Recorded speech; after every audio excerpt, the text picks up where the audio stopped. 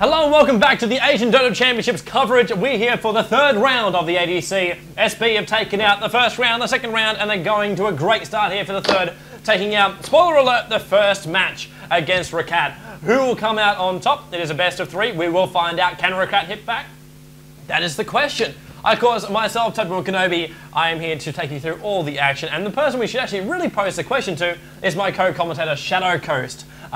Dude, do you think Roccat can actually come back from what was obviously a bit of an anal rape in the first? They definitely have the ability to do so. I think that they will fight back pretty hard in the next round. I don't want to see Roccat playing like this. I felt that in the first round, they didn't get the strategies right. Too many towers denied. That extra goal could have gotten the Brood Mother his Black King Bar way earlier. Could have gotten all the heroes a lot more items and they could have fought back a lot more. But I think Roccat has the ability to do so, and I hope that they will. Yeah, because we do hope they will, because they are a quality team. It's just they were completely off their stride in that first game, and to have heroes that were actually picked in that game, like we saw Brood Mother, we saw Doombringer. Like, where the hell do they come from? They're now both part of the ban pool in this game. Pugner as well as Clockwork Goblin, and their Pugner appeared in the last game. But like, it was just, Weaver was such a powerful hero against that lane on that bottom. Like, it was a try lane with Shen, who didn't come in at the right times for it, and they didn't make the most of it. But that top lane got shot down. Brood Mother got killed 3 times in the first 6 or 7 minutes. Exactly. It was just a great organised attack by SB, like grabbing those sentry wards straight up on VS, didn't even worry about observer wards. Straight up sentries, throw them in the lanes, and then just shut down that Brood Mother early on. I don't understand why Brood Mother is actually part of a ban pool anymore, just because of that reason. You have a good double stun lane, throw down a sentry ward, and Brood Mother, there's not much more you can do about it. Later game, we did see how much they actually pushed, like we did see SB. They lost all the tier 1 towers very early on in the piece. But yeah, Roccat just, SB just hit them back. They got the hero kills. They got the heroes like Weaver and Doombringer leveled up, as well as VS. Razor was in the mix as well, and like everything just seemed to gel for them. It's not a standard lineup by any means. I don't think you can really say, Shoutcast, but it just worked for them. Yeah, I think that they got the strategy really right on. Neribin Weaver didn't get the Radiance. I've always felt that Radiance is not a good item for Weaver. Weaver should get items that allow her to focus DPS on one hero and not AoE DPS. Doombringer getting it is a lot more effective because of Scorch Earth, allowing him to move really quick and burning his way through. No one can stop him. And the Vaultmere on Razor is a great item too. Razor is not a hero where he needs to get items such as Butterfly, physical DPS items. He needs to be able to tank, to stay alive, keep the static link up, keep items like Mechanism, Pipe, they're great for him. Keep him up, keep him alive. Just drain the hell out of your DPS and rip the shit out of everyone. That's what Razor does. Yeah, it is funny, like Razor's actually kind of half changed around from what he used to be. Like, obviously Razor's always been a tank, but he always used to be classed as like the carry, damage dealing tank. It was like this unstoppable machine, and now with the static link being added in, he has been tweaked himself around, and he feels more like a support hero. As SS just lagging up here for a little bit during the draft, so hopefully we won't actually lose him, because he's actually the captain at the moment who's doing the draft for Stars Bobber. This could be a slight problem. But so far in the draft, we do see Clockwork Goblin, Brood Mother, Batrider, Doombringer, Pugner, as well as Alchemist being banned up here. The first pick that came up from SB, Vengeful Spirit, they had him last time, so they're going to have him again this time. As we actually see SS try and talk here. He's like, help me. Someone tunnel this man. Someone tunnel this man. And Windrunner coming up as the first pick for Roccat as well. He's still in the game. Always a great... Woo! Oh, yes? Yep. Didn't Thank God. Drop. Oh my god. Yay. That was close. It's close, peoples. Very, very close. All right, so we are back to Tink. Is it Tink? TNK? Is he pronounced his name Tink? As in Tinkerbell? I have no idea. I'll prefer TNK. TNK sounds a lot better. Yeah. Yeah, we'll go with that one. Yes, so coming up with his second pick, so Crystal Maiden coming out of the field. So Roccat had a Crystal Maiden last time as well, so obviously they enjoy having the aura around the field. Didn't really work for them last time. A lot of CMs these days too. Like we saw it a lot in actually. What was the matches we're shoutcasting? I think it was the Gosu Cup, as well as a couple of times in the original ADC match, where the balls of CM, like seriously, that woman is a she-male. Just for the amount of balls she actually had to jump in front of a hero and say, you know what, Frost Cone ya, Frost Nova you, and I'm going to ulti you as well, while the rest of my carries hit you from behind. I don't care if I'm squishy and you're the main carry, I'm going to kill you anyway. And that's exactly what happened. Hopefully we see that this time from Roccat and have an aggressive CM, not just an aura flooding field CM. That's good, but it's not perfectly essential. SB coming up with VS, Morphling and ES. So ES and VS, two of still what I class as the best roamers in the game, and Morphling as well, who I still... That Morphling! It's literally known as a shotgun Morphling of late. Just because that ethereal blade that comes out, like, you've seen it, Shoutcast. You've seen it. Yeah, we will see it, definitely. We have seen it in every round that Morphling has been drafted, especially in the Gosu Cup, with Blast picking it in every round, and ripping shit up. Just killing anything that stands in its way in 2 seconds or so. Yeah, but we'll have to see if they leave him unchecked, because basically every single time I see Morphling get completely out of hand, like, being able to farm up, free farm the lane.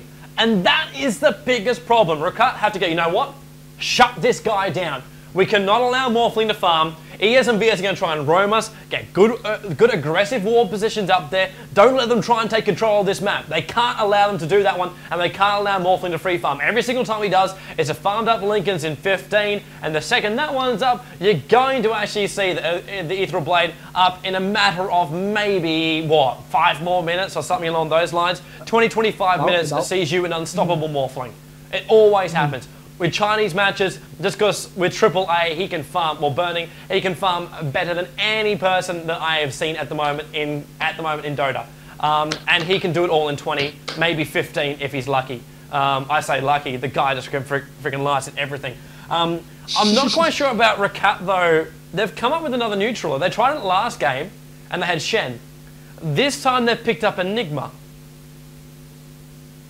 Well, they may put the Enigma in the solo lane. They may want to use him as a solo instead of a neutral player, and chuck the Windrunner in a tri-lane, because now they have two heroes that can play the second solo, or they may still go for a Windrunner solo mid and a Enigma to take the second lane, but then again that will require them to have something else to be in the tri-lane together with the Crystal Maiden and another support. So a very flexible draft that they have right there. They can mix it up, a lot of combinations that they can come up with.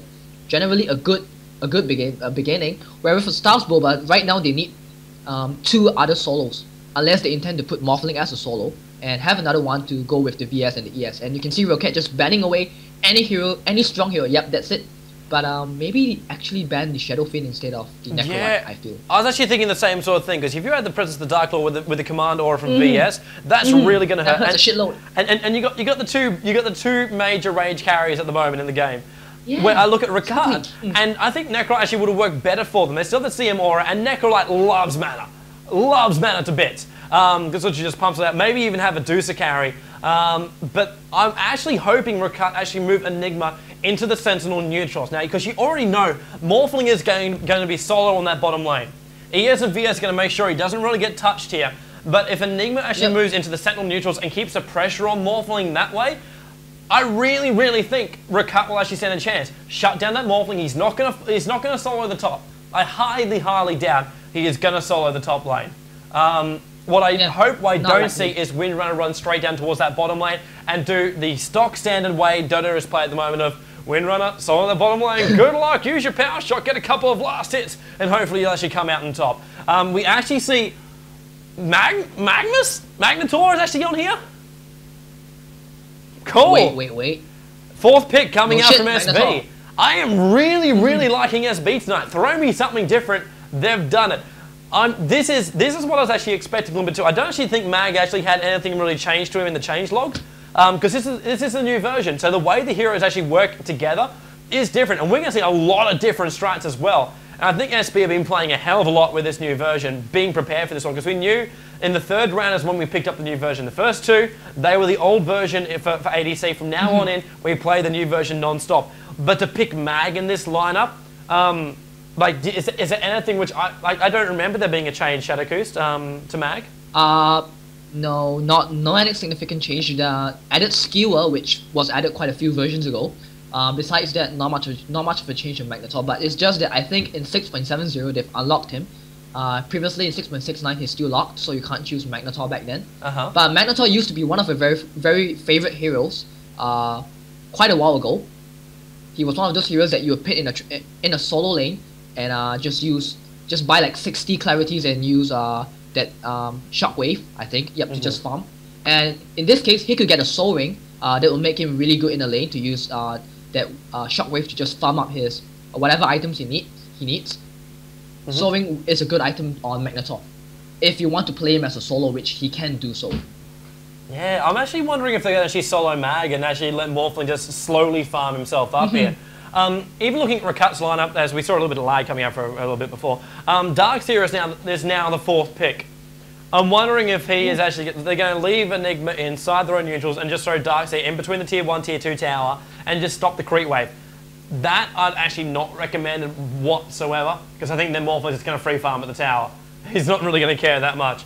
The tower will go down. He's not going to care, man. The tower will go down, but he'll still be left free farming that bottom lane. What I'd like to see is Darkseer doing that, but have Enigma and CM keeping pressure on that bottom lane. So keep Enigma inside the neutrals and throw CM into the lane to make it a little bit more difficult getting denies off. Windrunner can go solo up there on the top lane for the Scourge and then throw someone else in the middle lane and they can have a good bit of fun. As we're actually at a rehost for the WAG TV stream. By the sounds of it, it's actually gone down again. VS, Morphling, ES, Mag, as well as Syllabear is the last pick that came out from SB. Probably gonna run Magnetor and Syllabear each in a solo lane, and try out with the Morphling. Yep. Yeah, so Morphling's going to go bot. I think they've already predicted that Roccat's going to want to try something in the bottom lane, and with those two heroes as well as Morphling, what I want Roccat to do on the bottom lane will not come into play. There's no way it can possibly actually happen because it's the double stun. It's the double stun and lock in with Fissure. It's really going to shut him down hard. And wow, Enigma's just going to get his timing right, get that farm up nicely, help that Windrunner, help out that top lane as much as he possibly can. Windrunner is going to need support, maybe even just throw a tri-lane down there in the bottom lane as well. Don't just leave it to Windrunner to try and free farm, or try and farm with Power Shot. Help out Darkseer, keep the pressure on. Roccat must control this game. We actually just lose Zenon here as well, so it's a good thing we are rehosting. But yeah, Roccat's got to be aggressive. Their last hero is now DOTA as well, so I was expecting a DOTA carry, and that's exactly what we got to. So we'll leave this game out, but the last heroes, it is going to be VS, Morphling, ES, Mag, and Syllabear for SB. Roccat, it will be coming up with Windrunner, CM, Enigma, Darkseer, and Medusa. How it will play out, we'll just have to wait and see. It's just one of those things we just go, it's like our last lineup. We looked at them and just go, okay, whoa, this is a little bit different to what we're used to. And it worked out beautifully for SB. Roccat, not so much. They did still get a pretty good carry, but still didn't come off with the goods.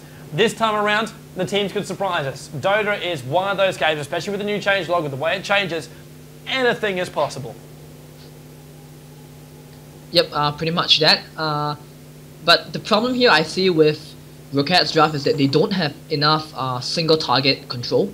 It's going to be really difficult because you want to rely on a shackle shot to stop a hero such as Magnetor from simply walking in or just skewing his way in and releasing the ulti. It's not reliable at all. There is no single target stun, no reliable form of stun. Frostbite is the only actual single target disabled that they have on the team, and that's very risky.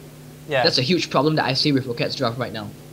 Guys, just gonna have a double check too. Is the stream actually still functioning properly? It is. It is. Is the question cool? Because I'm watching it. Actually, no, it's actually frozen.